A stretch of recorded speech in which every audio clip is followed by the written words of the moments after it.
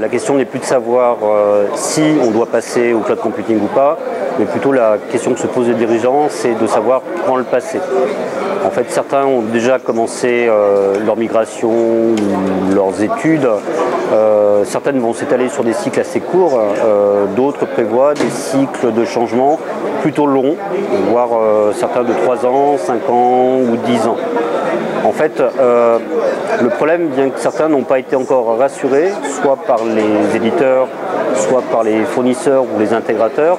Et ça demande, je pense, encore un grand travail d'évangélisation de la part de l'écosystème pour aller essayer de montrer la valeur et surtout l'avenir que peut avoir ces technologies dans le cadre du système d'information.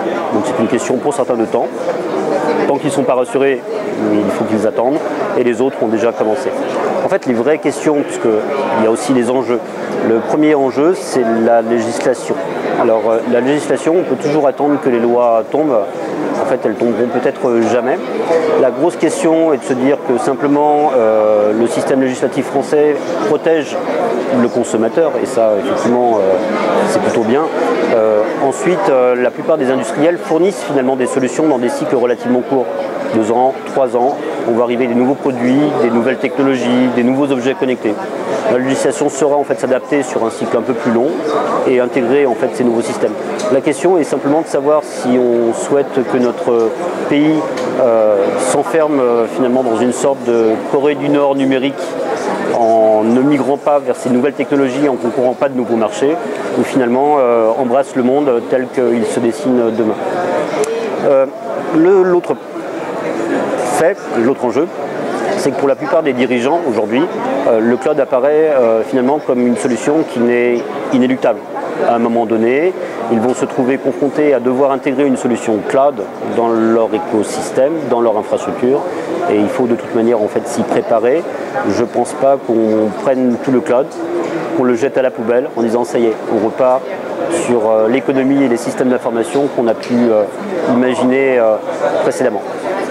Enfin, le dernier souci, c'est simplement l'économie qui aujourd'hui change, avec beaucoup d'entreprises. Moi qui travaille plutôt dans le domaine de la PME, alors parfois on a des grosses PME industrielles ou de services. Aujourd'hui, elles fabriquent des objets, du matériel dans des pays où les coûts de fabrication sont plutôt bas pour pouvoir être compétitifs sur les marchés. Et en même temps, aujourd'hui, elles vendent à des clients qui se trouvent dans des pays émergents ou à forte croissance, qui adorent les produits français, alors qu'on parle de l'alimentaire, qu'on parle de lunettes, qu'on parle de différents objets. Ce qui veut dire que, et pourtant cette entreprise, elle veut rester en France, de droit français. Donc le problème, c'est que son système d'information aujourd'hui doit à la fois s'étendre sur son fournisseur, ses fabricants, ceux qui fabriquent le produit, et en même temps, elle doit pouvoir en fait se développer de manière très rapide et pénétrer certains marchés, par exemple, j'en cite certains, la Chine, le Brésil, l'Afrique du Sud, et ce, sans forcément déployer une infrastructure des composants. Donc aujourd'hui, quelle solution permet de pouvoir s'adapter rapidement en termes économiques par rapport en fait, au changement du marché? On peut le chercher longtemps.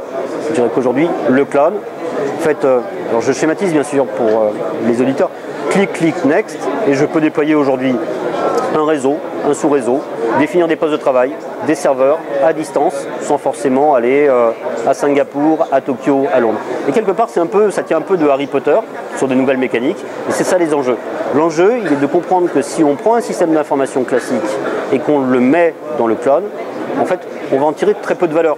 Finalement, l'entreprise peut même se dire, en fait, on me l'a vendu de manière commerciale, mais on ne m'a pas présenté la valeur que je pourrais en retirer. Si on aborde le système en disant, ok, il y a eu cette informatique, il y a encore cette informatique pour certains, et je prends le cloud comme un nouveau système, une page blanche dans laquelle je vais imaginer mon système de demain, alors en fait tout de suite, on aura une richesse.